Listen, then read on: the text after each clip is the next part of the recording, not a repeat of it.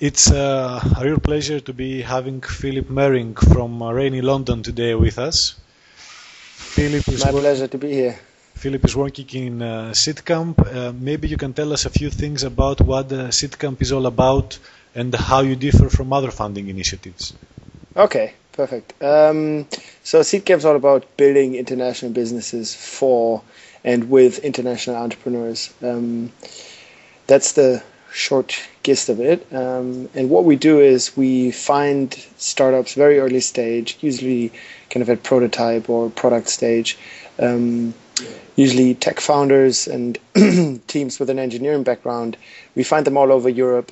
We take them to London for a few weeks or months, and we invest a little bit of funding, and then we connect them with advice. So that's our own advice and advice from 2,000 of our mentors that are from the technology industry around Europe and the world.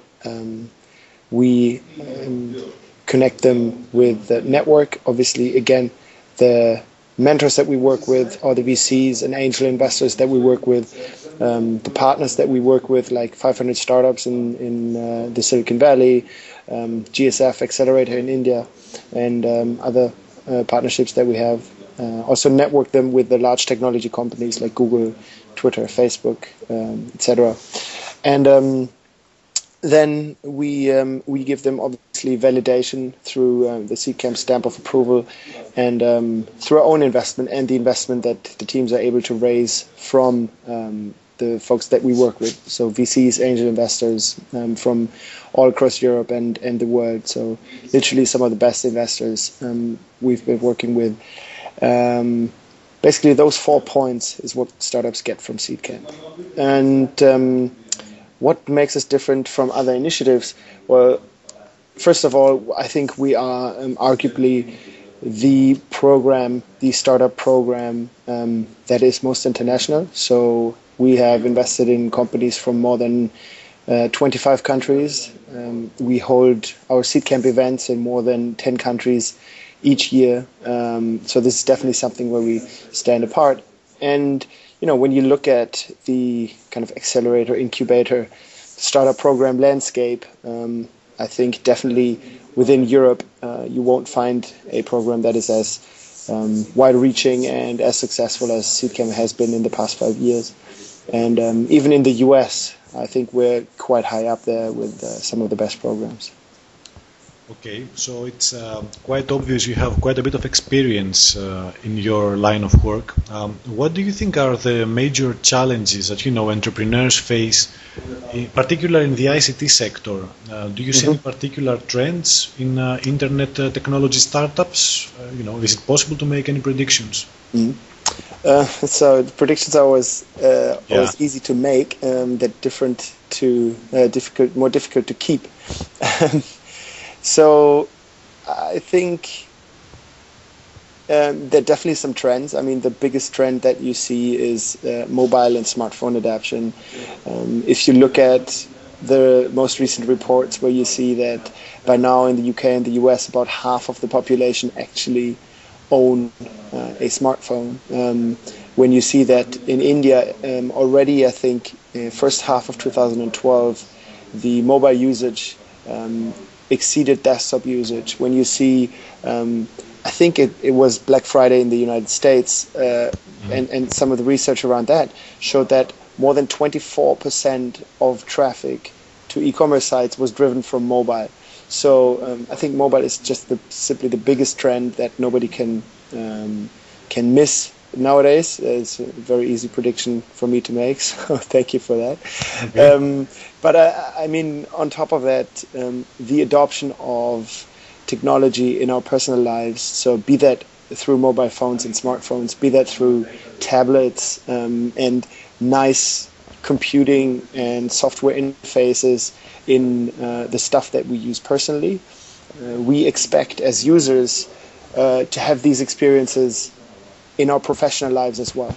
So, and this doesn't only cover, high-end professional jobs like bankers or consultants or, investors or professionals per se, but also semi-professional work and people lower down in in the supply chain and value chain, and people more removed from the high-paying and well-equipped jobs.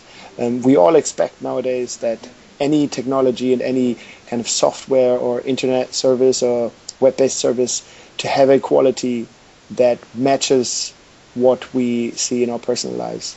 So there's a huge adoption curve for cloud services. You see many people, many firms switching to more convenient, more fun to use services, more easy services that everybody is used to in their personal lives. So you asked if there are challenges, major challenges that face entrepreneurs in this industry. Absolutely. I mean, first of all, it is not easy finding a niche that is interesting, and more than that, I think it's not just picking a niche, it's also knowing about a niche. It's being interested and passionate about what you do as an entrepreneur. So that's always kind of the first big question. So what do I do? What's the startup I need to do? And then obviously building a product that customers and users want and need and continue to use is obviously very difficult. Finding the right people to join you in that effort is very difficult.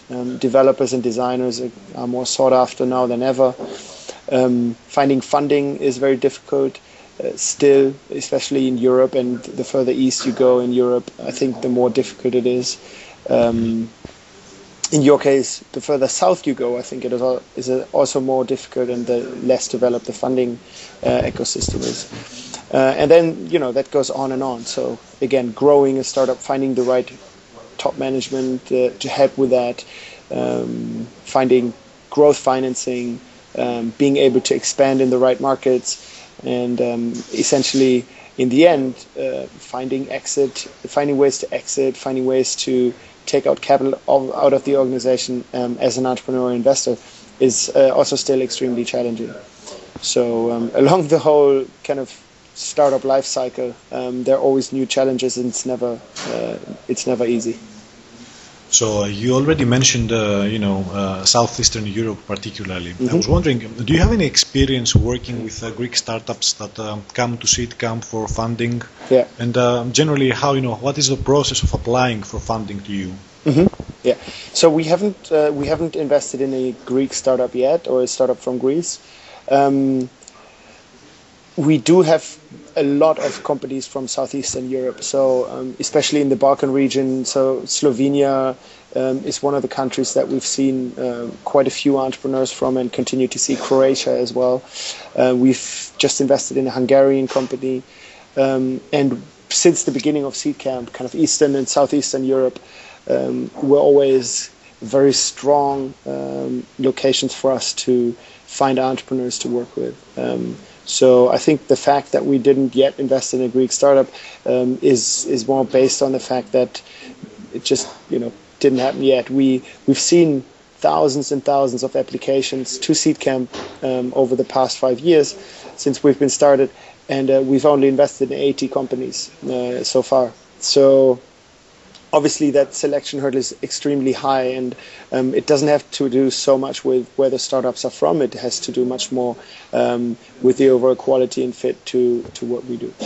So I think what the challenges are as you go further and further east and further south in Europe, or let's say kind of the fringes of Europe, and those countries that might not be going extremely well in economic terms, and it's just more difficult to find startups that do stuff that is competitive on an international level. If you think about, I was talking about mobile adoption, and if you think about the US and the UK is some of the highest rates of mobile phone and smartphone usage, and then you go to countries that are less off economically.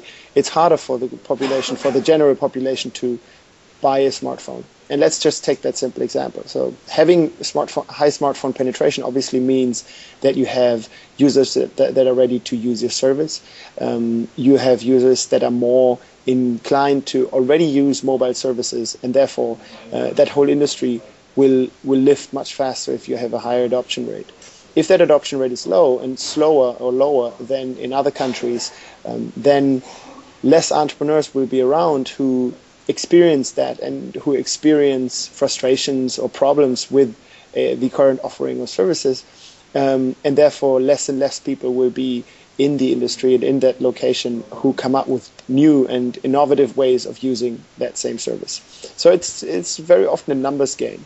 The people that we do see coming up with obviously innovative ideas and great stuff to do usually have a very unique way of looking at things. So if you want to hear about one of our startups from southeastern Europe, from Croatia, called Farmeron, they're building an ERP solution, an enterprise resource planning solution for small and medium-sized farms. So literally they help farmers keep track of their cattle, keep track of their crops, etc. And this is a solution that was being built by software engineers whose family have a farming background in Croatia, and they have come up with a very unique solution to problems they were facing, as I said, cattle tracking, researching on crops, etc. And that's just a very good fit to where they come from. So there's no monopoly of the more well-off states or countries on entrepreneurship or new ideas. I think it's just a little bit harder when you're not exposed to innovation and kind of adoption of new services as much to come up with something that is internationally competitive on your own. So based on your experience, do you think entrepreneurs are born or made? And what is the role that the university can play in fostering entrepreneurship further? Yeah, it's a very interesting question. It's obviously one I can set myself up with really well. I think entrepreneurs are neither born nor made. It's somewhere in between. Obviously, you have some people who have a relentless drive to change things, and you will see people throughout their education and throughout their early professional life not accepting the status quo and always striving to do better or come up with creative solutions. And that's definitely something that not everybody has ingrained in themselves. But sometimes this desire to change or this desire to improve only comes when you yourself have a problem or are in the midst of something where you realize, hey, this can be done better. And when you're then really passionate about this, then you develop this incredible drive to change it. So I think it's more of a question, when you find that drive, when do you find that thing that really makes you want to change whatever it is that's upsetting you, that you will be a great entrepreneur.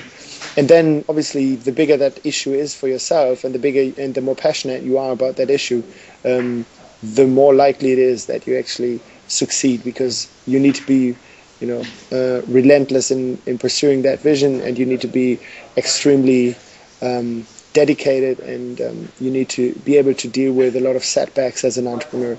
So if you don't have either a strong conviction because of the problem that you're working on, or you're a very strong personality who can deal with a lot of the setbacks, then it's probably very hard to be a successful entrepreneur.